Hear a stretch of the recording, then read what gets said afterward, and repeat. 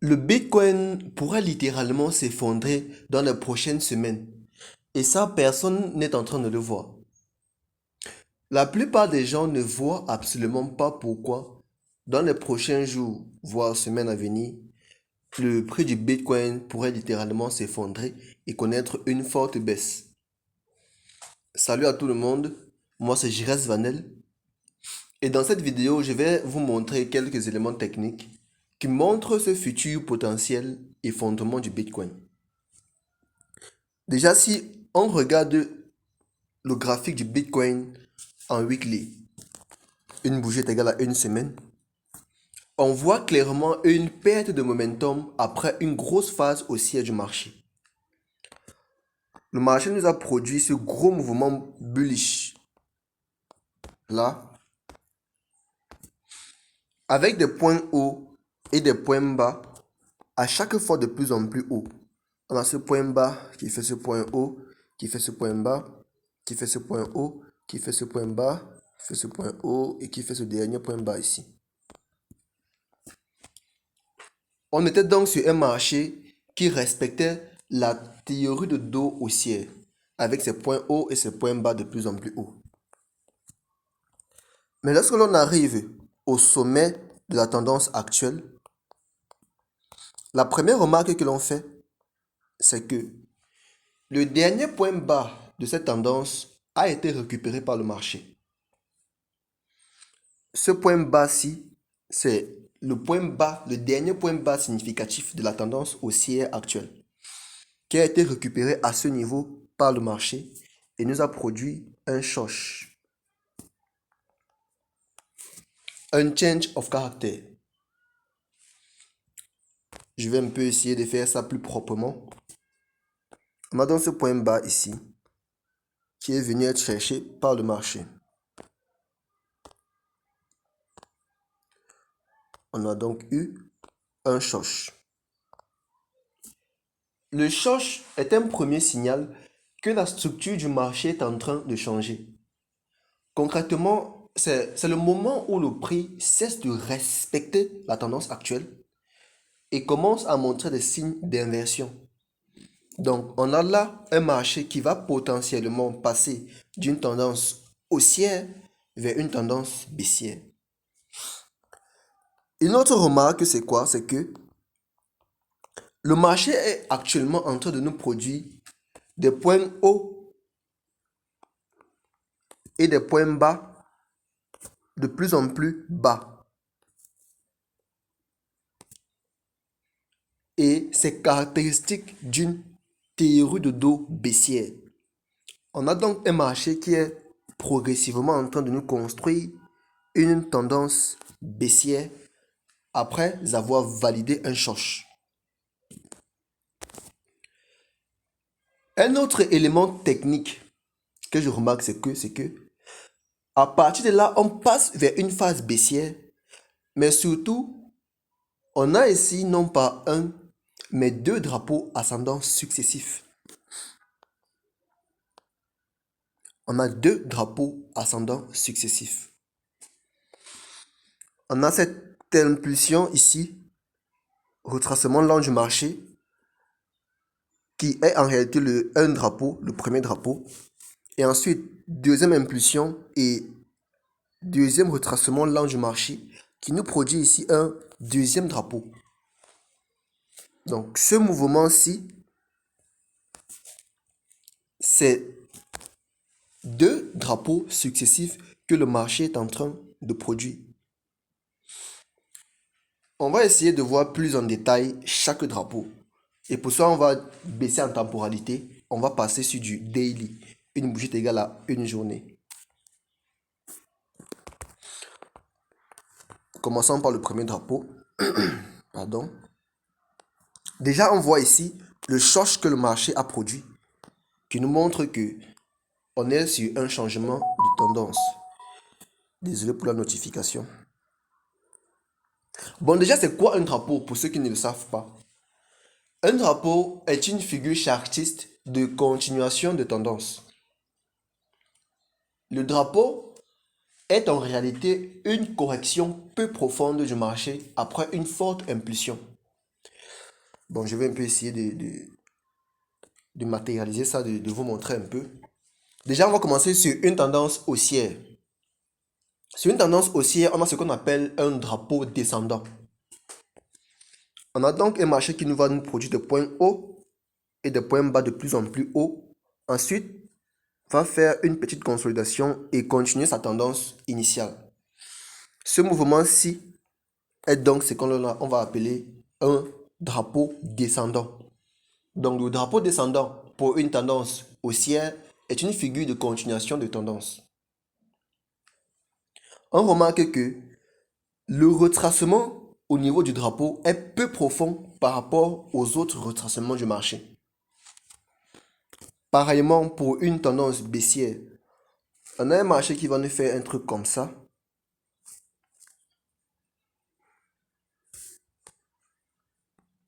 On a donc ici un drapeau ascendant cette fois-ci. Et le drapeau ascendant pour une tendance baissière est une figure de continuation de tendance. C'est dans ce que le marché du Bitcoin est en train de produire à ce niveau. On voit bien que ici on a une forte impulsion. Ensuite, ce retracement lent du marché. Le retracement se fait généralement plus lentement que l'impulsion. On a donc violente impulsion et retracement lent du marché. On a donc là le premier drapeau que le marché a parfaitement respecté. On a ici ce que on peut appeler le mât du drapeau. On va prendre toute cette impulsion de mèche en mèche.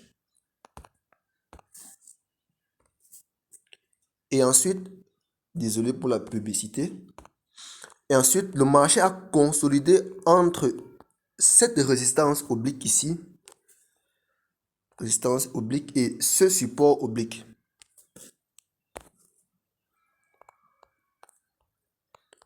On a donc ce premier drapeau que le marché a parfaitement respecté.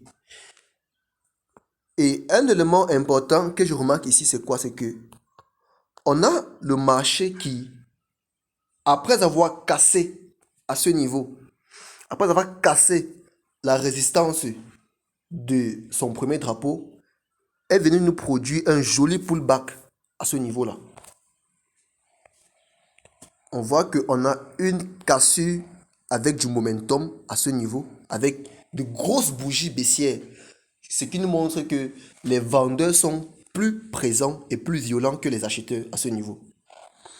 Ensuite, le marché nous a produit un pullback, donc il est revenu retester le support, et cette fois-ci, le support s'est comporté comme une résistance et a repoussé le prix vers le bas. Ça, c'est un signe très important qui nous montre que le marché a du mal, ou du moins les acheteurs ont du mal à reprendre la main et que les vendeurs sont plus présents que les acheteurs. Ça, c'est ce qui est du premier drapeau. Et comme je vous l'ai dit, le drapeau est en réalité une correction peu profonde du marché. Si on essaie de déterminer le pourcentage de retracement de cette impulsion en utilisant l'outil de retracement de Fibonacci, on va prendre de mèche en mèche.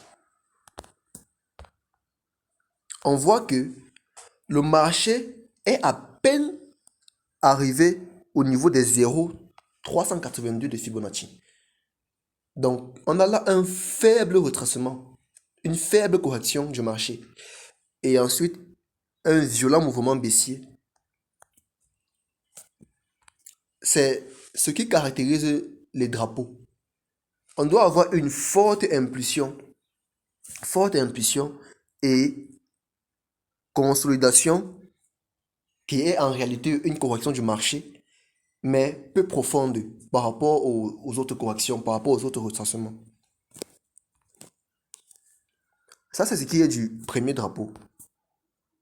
Maintenant, pour déterminer l'objectif d'un drapeau, ce que l'on fait, c'est que on détermine la taille de l'impulsion qui précède le drapeau, que l'on va reporter à la cassure de ce drapeau.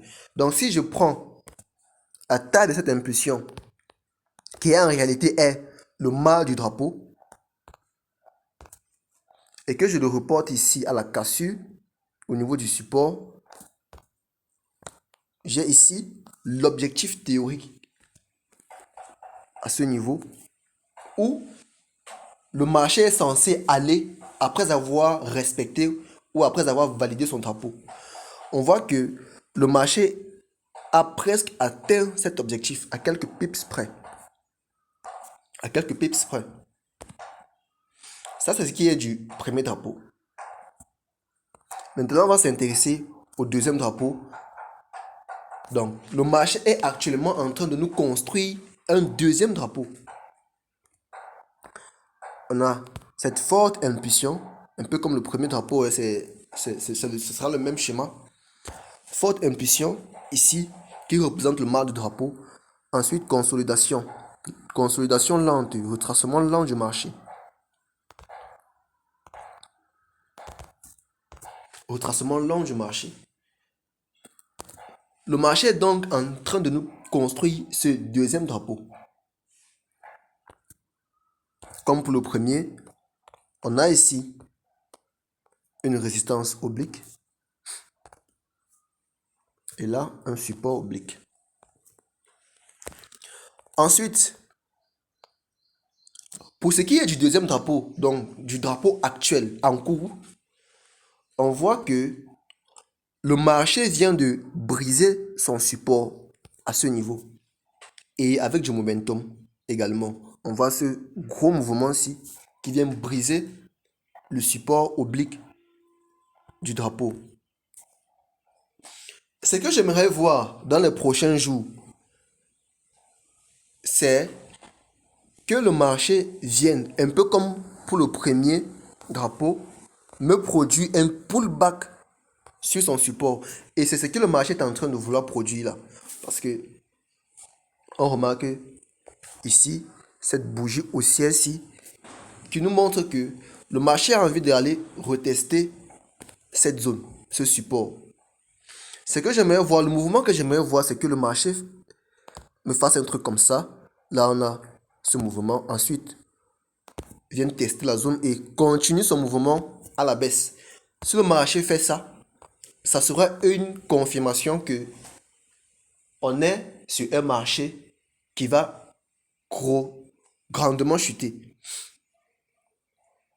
Mais attention, attention, le trading, ce n'est pas de la prédiction, c'est de l'anticipation. Le marché peut très bien invalider tout mon scénario. Le marché peut très bien invalider tout ce que je viens de dire et faire un truc comme ça, venir réintégrer la consolidation. Et pourquoi pas produire un mouvement vers le haut.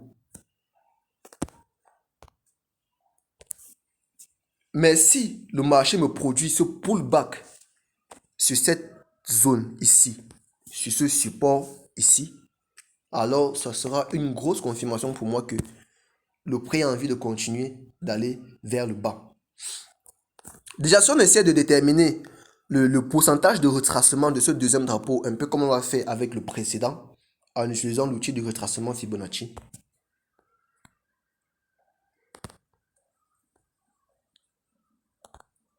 on voit que, comme pour le premier, le prix est arrivé jusqu'au 0,382 de Fibonacci. Et ensuite, a chuté vers le bas et a cassé son support. Mais cela ne veut pas dire que le prix va se comporter exactement comme pour le premier drapeau. Non. Comme je l'ai dit précédemment, le prix peut très bien réintégrer sa consolidation ici et aller même chercher les 0,5 avant peut-être de continuer à chuter. Donc, il faut être attentif et il faut être observateur pour savoir ce que le marché va faire.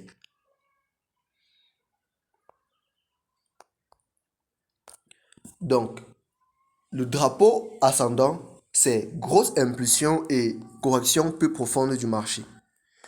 Et de ce deuxième drapeau, on voit qu'il respecte toutes les caractéristiques d'un drapeau. Et si le marché valide ce drapeau, on pourrait avoir une grosse chute du Bitcoin. Déjà, on va déterminer l'objectif de ce deuxième drapeau. Attendez que j'enlève ça. Comme précédemment, on va calculer la taille de l'impulsion qui précède le drapeau. De là à là. Que l'on va reporter à sa cassure.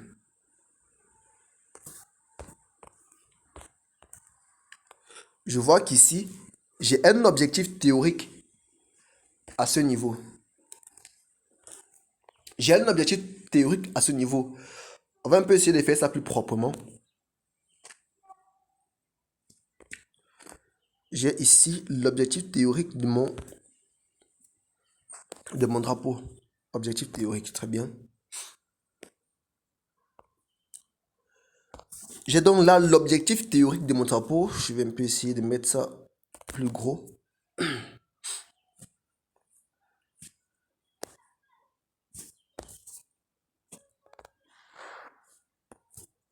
J'ai donc là l'objectif théorique de mon drapeau qui est à 37 000. Donc, si le marché valide ce deuxième drapeau, on pourrait avoir une chute du prix du Bitcoin jusqu'au minimum aux 40 000. Jusqu'aux 40 000. Donc, je vous invite à être un peu plus prudent sur vos futures prises de position en ce qui concerne le Bitcoin à l'achat, surtout à l'achat. Parce que là, on a des éléments techniques qui nous montrent que le prix du Bitcoin a envie de continuer son mouvement baissier. Là, on voit clairement la tendance que le marché est en train de construire avec des points hauts et des points bas de plus en plus hauts, de plus en plus bas, pardon. On voit un marché qui nous fait un truc comme ça. Et là, nous sommes sur une théorie de dos baissière. Et ensuite, on vient de valider un choc. Ensuite, on a deux drapeaux ascendants successifs qui sont des figures de continuation de tendance baissière. On a un drapeau qui, si son deuxième, pardon, on a un graphique qui, si son deuxième drapeau vient de casser son support et est en train de vouloir nous produire un pullback. Si le marché me valide ce pullback, comment j'entre en position? Déjà, qu'est-ce que je remarque? Je remarque qu'ici, j'ai une zone de support à ce niveau. Attendez. Je vois que le prix est recalé une fois, deux fois, trois fois, quatre fois, cinq fois à ce niveau. On a donc là une grosse zone de support. Le marché n'arrive pas à franchir cette zone par le bas. Je vais un peu essayer de matérialiser là. Pardonnez.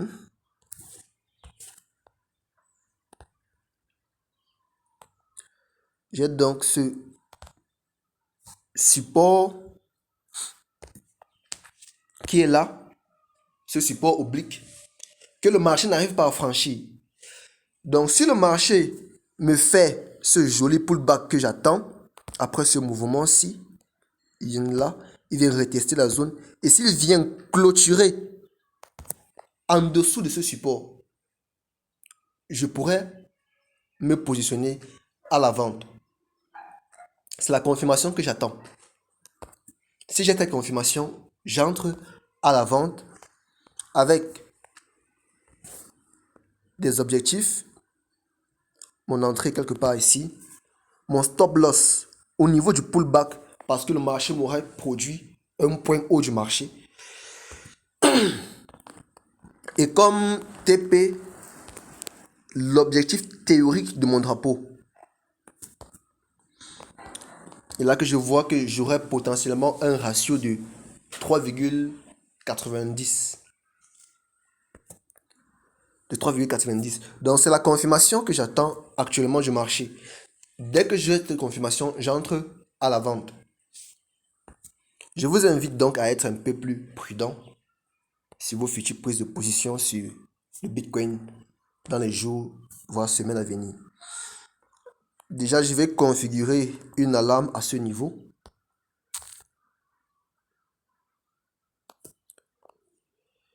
Si le prix me fait le pullback que j'attends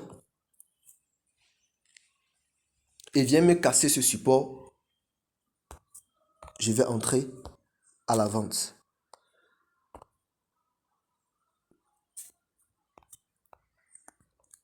C'était un peu ça mon analyse sur le Bitcoin pour les jours à venir.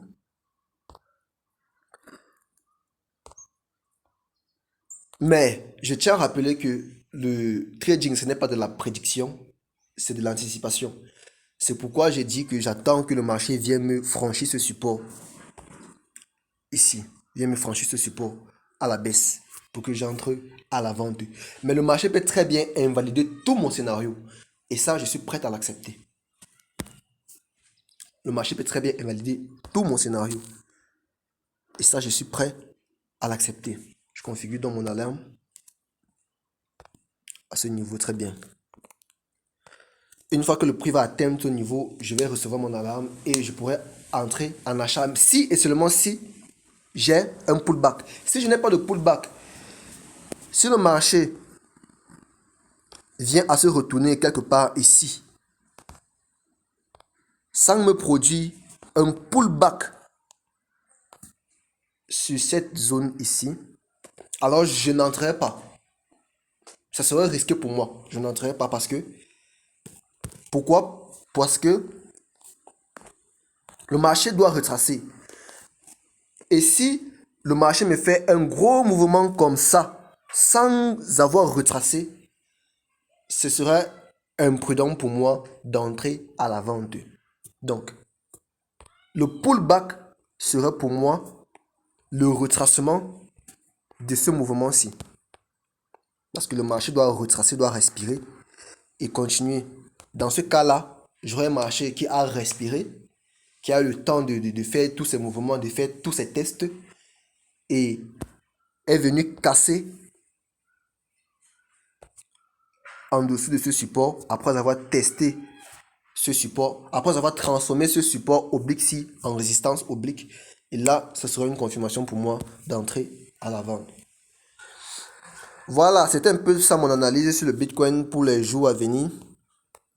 Je vous invite donc à être un peu prudent sur vos futures prises de position sur le Bitcoin. Ok, déjà moi c'est Jires Vanel et si toi aussi tu es intéressé par faire des analyses comme ça, je t'invite à rejoindre mon canal Telegram, mon groupe Telegram où je partage toutes mes analyses et toutes mes prises de position. Je ne fais pas de signal trading, je ne fais pas de vente de rêve, rien. Tout est gratuit, tout est complètement gratuit. Déjà que moi-même, je ne suis pas un expert, je ne maîtrise pas grand-chose. Je fais juste ce qui est à mon niveau. Donc, je vais laisser le lien en description de la vidéo ou en commentaire épinglé où tu pourras rejoindre mon groupe et mon canal. Et si cette vidéo t'a plu, je te prie de liker, de t'abonner et de me dire en commentaire ce que tu aurais aimé voir ou ce que j'ai mal fait. Voilà, c'était un peu tout pour moi et à la prochaine.